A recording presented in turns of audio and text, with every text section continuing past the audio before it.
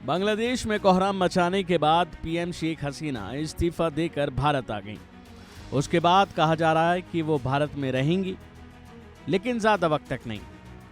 बता दें कि अभी कुछ नहीं कहा जा सकता, क्योंकि बीते दिन खबरें चल रही थी कि शेख हसीना अब लंदन जा सकती हैं और इसके लिए वो ब्रिटेन से अब उनको एक बड़ा झटका लगा है।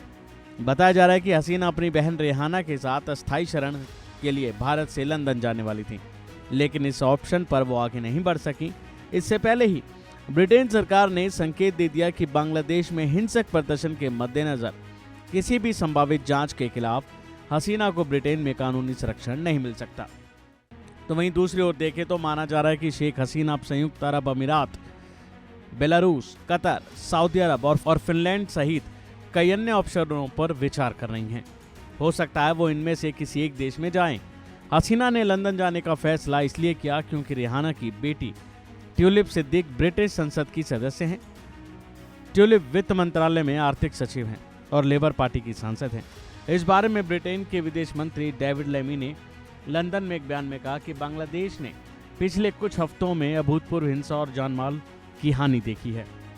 देश के लोग घटनाओं के संयुक्त राष्ट्र के नेतृत्व में पूर्ण और स्वतंत्र जांच के हकदार भी हैं। ब्रिटेन के आवर्जन नियमों के तहत ब्रिटेन के बाहर से शरण लिए आवेदन करना संभव नहीं और शरण के प्रत्येक दावों पर मामला दर मामला आधार पर सावधानीपूर्वक विचार किया जा सकता है।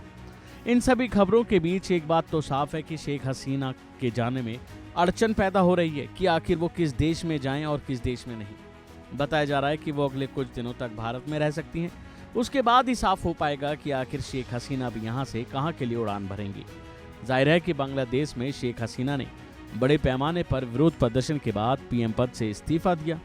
ये विरोध प्रदर्शन नौकरी में आरक्षण के प्रावधान के खिलाफ शुरू हुआ था, लेकिन कुछ ही दिनों में देखते ही देखते ये एक बड़े आंदोलन में बदल गया और इतना बड़ा रूप इसने ले लिया कि किसी ने सोचा नहीं था कि सरकार का भी ये तख्ता पलट कर सकता है।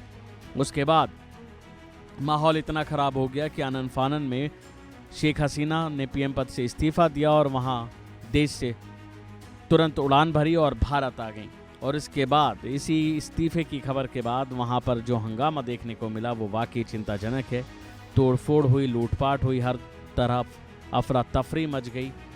माहौल जो है वो बेहद ख़राब हो गया। बीते दिन से सोशल मीडिया पर तमाम वीडियो ऐसे सामने आए हैं जिन्हें देखकर आप यहाँ के हालातों का अंदाज़ा लगा सकते हैं। अभी के लिए फ़िलहाल इतना ही। खबरों में बने रहने के लिए देखते रहिए वन इंडिया हिंदी।